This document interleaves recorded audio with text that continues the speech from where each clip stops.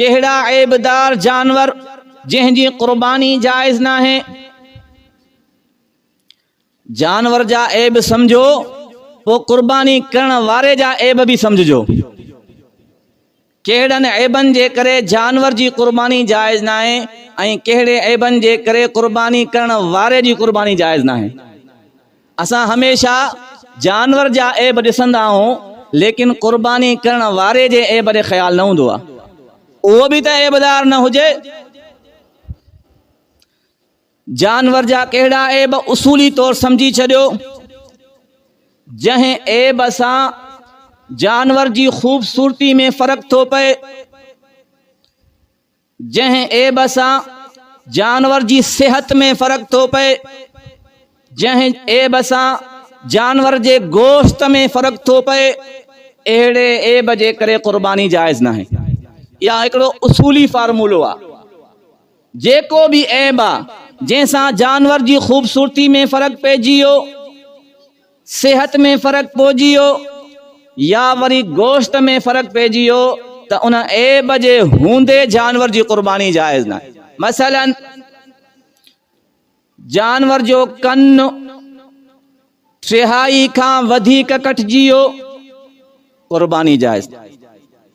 जानवर जो पुछ टिहाई खां वधीक कटजी वियो, कुर्बानी जायज़ न आहे। ऐब पैदा थी वियो, खूबसूरती में फर्क पइजी वियो, सिंग मुंडो टुटी वियो, खूबसूरती में फर्क पइजी वियो, कुर्बानी जायज़ न आहे। या इन्ही तरीके से जानवर बीमार आ, उनके खारिश आ, उनके बुखार आ, त इहो जानवर जी सेहत में ऐब आ, जंहिंजे करे सेहत में फर्क थो पए। ऐं एतिरो बीमार आ जो उहो गाह नथो खाई सघे, त इन जी कुर्बानी जायज़ न। हल्को फुल्को बुखार आ, गाह चङी तरह खाए थो, हल्की फुल्की खारिश आ, गाह चङी तरह खाए थो, त पोइ कुर्बानी जायज़ आ। इंतिहाई ज्यादा बीमार आ, जो गाह खाइण जी भी उनखे ताक़त न आहे, त पोइ ऐबदार आ, इन जी कुर्बानी न थींदी। टी शइ, इंतिहाई कमज़ोर जानवर।